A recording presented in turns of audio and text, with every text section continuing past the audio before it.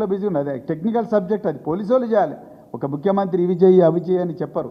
కానీ ఆ రోజు నేను అదే అడుగుతున్నా ఓపెన్గా, భూపాలపల్లి ఎస్పీ గారు, అదేవిధంగా అప్పుడున్న డిఐజీ గారు, అదేవిధంగా మీరు అక్కడుండే పోలీస్ అధికారులు, అప్పుడున్న ఇంజనీర్స్, వీళ్ళందరూ, నేను చీఫ్ ఇంజనీర్ ఎన్ వెంకటేశ్వర్లు, ఆయన కూడా స్టేట్మెంట్ చూశాను నేను. ఆయన చాలా క్లియర్గా ఇక్కడ చెప్పింది అసాంఘిక శక్తులు అంటున్నాడు. ఈ అసాంఘిక శక్తులు ఎవరు అనేది ఆనాటి పోలీస్ అధికారులు చూడాల్సి ఉండే. ఆ యాంగిల్లో ఇప్పటికైనా కూడా పరిశోధన చేయాలని చెప్పేసి మేము డిమాండ్ చేస్తున్నాం.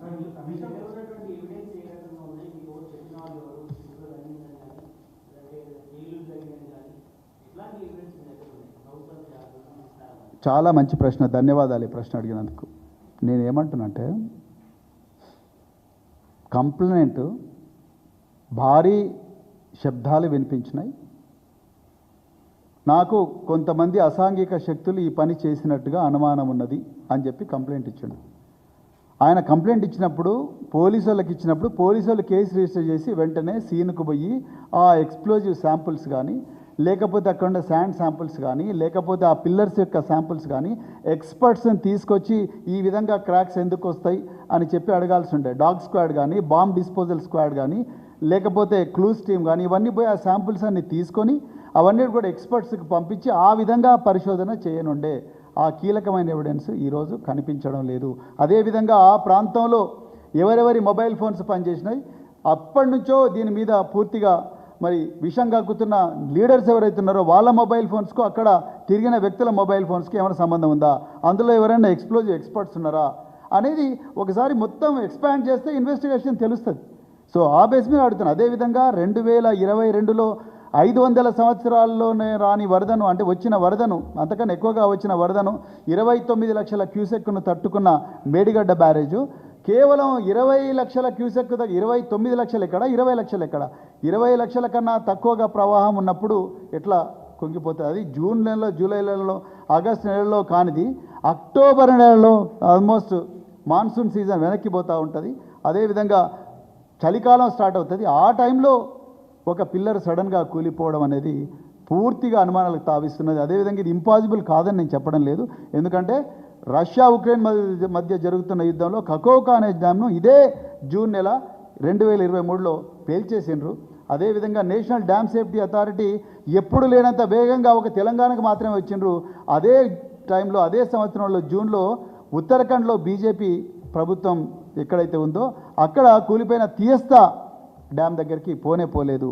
అంటే దీని వెనుక పక్కా ఏదో ప్రభుత్వాన్ని బద్నాం చేయాలనే కుట్ర ఉన్నది. అదేవిధంగా పిల్లర్లు ఎప్పుడు కూడా లాంగిట్యూడినల్ క్రాక్స్ ఒక్కటేసారి ఒక ఐరన్ ప్లస్ సిమెంట్ మొత్తం కూడా కంపాక్ట్ చేసిన ఒక పిల్లర్కి ఎప్పుడు కూడా క్రాక్స్ రావని చాలామంది ఇంజనీరింగ్ నిపుణులు మాతో చెప్పినారు. Unfortunately national dam safety authority ఇప్పటికి కూడా కాళేశ్వరం డ్యాంలో, మేడిగడ్డ బ్యారేజ్లో పిల్లర్ నెంబర్ 20లో ఆ క్రాక్ ఎందుకు వచ్చింది అనేది వాళ్ళ 650 పేజీల రిపోర్ట్లు ఎక్కడ లేదు. ఎందుకు యాంగిల్లో వెరిఫై చేయడం లేదు? అందుకొరకే మాకు బలమైన అనుమానం ఉంది. దీని వెనుక పేలుడు పేల్చి దీన్ని డ్యామ్ను కూలగొట్టాలనే కుట్ర బలంగా జరిగిందనేదే మేము చెప్తా ఉన్నాం. అది సిట్టేసి మీరు నిజాలు ప్రజలకు చెప్పాలని ఇంతవరకు ఎందుకు చెప్పట్లేదు మరి? అదే మా పాయింట్. పోలవరం కూడా, పోలవరం ఇప్పుడు అక్కడ చంద్రబాబు నాయుడు, పవన్ కళ్యాణ్, బీజేపీ వాళ్ళు ముగ్గురు ఒకటే ప్రభుత్వంలో ఉన్నారు. పోలవరంలో ఇంత జరిగింది, మరి ఎందుకు ఎన్డీఏసీ పోతలేదు? ఎన్డీఏసీకి ఎందుకు లెటర్ రాస్తలేరు? ఇదే కిషన్ రెడ్డి లేకపోతే కేంద్ర మంత్రులు ఎవరు రారు? తెలంగాణ వచ్చే వరకు బరాబర్ తెలంగాణలో కేసీఆర్ గారిని బద్నాం చేయాలి. తెలంగాణ పిల్లలు ఎప్పుడు కూడా నోరెండుతూ అదేవిధంగా బిచ్చమెత్తుతూనే ఉండాలి, ఎప్పుడు కూడా వాళ్ళకు లొంగి ఉండాలనే కుట్రలో భాగంగానే ఇదంతా జరిగింది. అన్ఫార్చునేట్లీ ఇలా వాళ్ళ ఏజెంటే ఇక్కడ తెలంగాణలో ముఖ్యమంత్రి ఉండడం చాలా క్లియర్గా అర్థమవుతున్నది. సో అందుకొరకే మేము మళ్ళొకసారి డిమాండ్ చేస్తున్నాం ప్రభుత్వాన్ని. Crime number 174/2023 of Mahadevpur police station, అది మామూలు ఎఫ్ఐఆర్ కాదు, తెలంగాణ ప్రజల మీద జరిగిన కుట్ర మీద వచ్చిన ఎఫ్ఐఆర్. ఆ ఎఫ్ఐఆర్ మీద పూర్తి స్థాయి ఇన్వెస్టిగేషన్ జరగాలని మేము మళ్ళీ ఒకసారి డిమాండ్ చేస్తున్నాం. తెలంగాణ ఒక్కటే పిల్లర్ గుంగింది కాళేశ్వరం. అన్ఫార్చునేట్ అదే నేను చెప్తున్నాను బ్రదర్, కాళేశ్వరంలో PC Ghosh commission terms of రెఫరెన్సే, అంటే ఆ ఘోష్ కమిషన్ను ఎందుకు కూలింది, దీని వెనక ఎవరైనా కుట్రదారులు ఉన్నారా, మరి కుట్రదారులు ఉండి ఆ ఎఫ్ఐఆర్ మీద ఎందుకు ఇంతవరకు యాక్షన్ జరగలేదని కమిషన్ వేసి ఉంటే చాలా బాగుంటుండే. వచ్చుడే ఏమన్నారు, 8 లక్షల కోట్ల అప్పు అన్నారు. నిన్న పార్లమెంట్ చెప్పింది 3,50,000 కోట్లు అని చెప్పేసి, 50,000 కోట్లు అని చెప్పింది. వచ్చుడే ఏమన్నారు, ఇది పెద్ద కరప్షన్, 1,00,000 కోట్ల ప్రాజెక్టులో 1,00,000 కోట్ల అవినీతి అన్నారు. 1,00,000 కోట్ల ప్రాజెక్టులో 1,00,000 కోట్ల అవినీతి అయితే ఇన్ని బ్రిడ్జ్లు ఎట్లా వస్తాయి, ఇన్ని సొరంగాలు ఎట్లా వస్తాయి, 250 కిలోమీటర్ల పొడవైన సొరంగం ఎట్లా వస్తుంది, ఇన్ని పంప్ హౌస్లు ఎట్లా వస్తాయి, ఇన్ని రిజర్వాయర్లు ఎట్లా వస్తాయి. సో పాయింట్ ఏంటంటే దాని మీద జరగాలి చర్చ. ఈ నిర్ణయాలు ఎట్లా తీసుకున్నారు, క్యాబినెట్లో ఏం డిస్కస్ చేసిండ్రు, ఛాయ్ తాగినరా, బిస్కెట్లు తిన్నారా, ఏ గుడ్డే బిస్కెట్ తిన్నారా, బ్రిటానియా బిస్కెట్లు తిన్నారా, లేకపోతే ఎవరెంత మీ ఎట్లెట్లా నిర్ణయాలు తీసుకున్నారు, ఎంత అవినీతి జరిగింది, ఎంతమంది ఇంజనీర్లు, 20 మంది ఇంజనీర్ల 30 మంది ఇంజనీర్ల, ప్రతి ఇంజనీర్ కూడా ఉద్యోగం చేస్తే ఆయన ఒళ్ళు దగ్గర పెట్టుకొని చేస్తాడు. ఇది మామూలు ప్రాజెక్ట్ కాదు.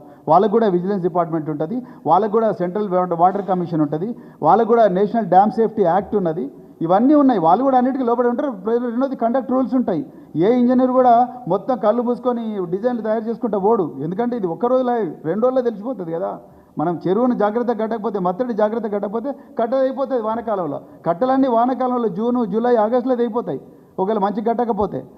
ఇది అక్టోబర్లో 21వ తారీఖు నాడు, అది రాత్రి 6:30 గంటలకు, సాయంత్రం 6:30 గంటలకు సడన్గా ఒకటే పిల్లరు ఎట్లా గొంగిపోతుంది, ఎట్లా క్రాక్ వస్తుంది, పిల్లర్ లాంగ్ టర్మ్ క్రాక్. దాని మీద పీసీ ఘోష్ కమిషన్ చర్చ జరిపింటే బాగుంటుండే. నేను కూడా హరీష్ రావు గారితో వెళ్ళాను, హరీష్ రావు గారితో, కేసీఆర్ గారితో నేను కూడా పోయినా. సో ముఖ్యంగా ఆయన ఎంతసేపు పీసీ ఘోష్ కమిషన్లో ఎంతసేపు ఏదో ఒకటే ప్రశ్న అడుగుతున్నాడు ఆయన, మీరు ఏం నిర్ణయం తీసుకున్నారు, సెంట్రల్ వాటర్ కమిషన్ నుంచి ఎట్లా పర్మిషన్లు తెచ్చుకున్నారా లేదా, గవర్నమెంట్ ఆఫ్ ఇండియా ఏం పర్మిషన్లు ఇచ్చింది, మేము మహారాష్ట్రతో మాట్లాడినరా, వాళ్ళతో మాట్లాడిన, వీళ్ళతో మాట్లాడిన. అసలు విషయం ఏంది, అసలు డ్యామ్ ఇంత ప్రతిష్టాత్మకమైన డ్యాంలో 3 బ్యారేజీలు ఉన్నాయి. 3 బ్యారేజీలో గోదావరి నది మీద 3 బ్యారేజీలు ఉన్నాయి. 3 బ్యారేజీలో సున్నారం, అన్నారం, సుందిల్లా ప్లస్ మేడిగడ్డ. అందులో మేడిగడ్డలో బ్లాక్ నెంబర్ 7లో ఒకటే పిల్లర్, 20 పిల్లర్ ఎందుకు క్రాక్ వచ్చింది అనే దాని మీద చర్చ జరుగుంటే బాగుంటుండే.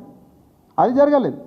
ఎంతసేపు మీరు ఏ నిర్ణయం తీసుకున్నారు, మీరు క్యాబినెట్లో ఎంతసేపు ఛాయ్ తాగినరు, ఎన్ని బిస్కెట్లు తిన్నారు, అట్లాంటి క్వశ్చన్లు అడిగితే ఎవరేం చెప్తారు, అది నేను చెప్తున్నా. సో ఇది నా అజంప్షన్. డెఫినెట్గా ఆ పేలుళ్ళ కుట్ర జరిగిందని అనుకుంటున్నాను. That's my assumption. అది ఆ యాంగిల్లో ఎవరు కూడా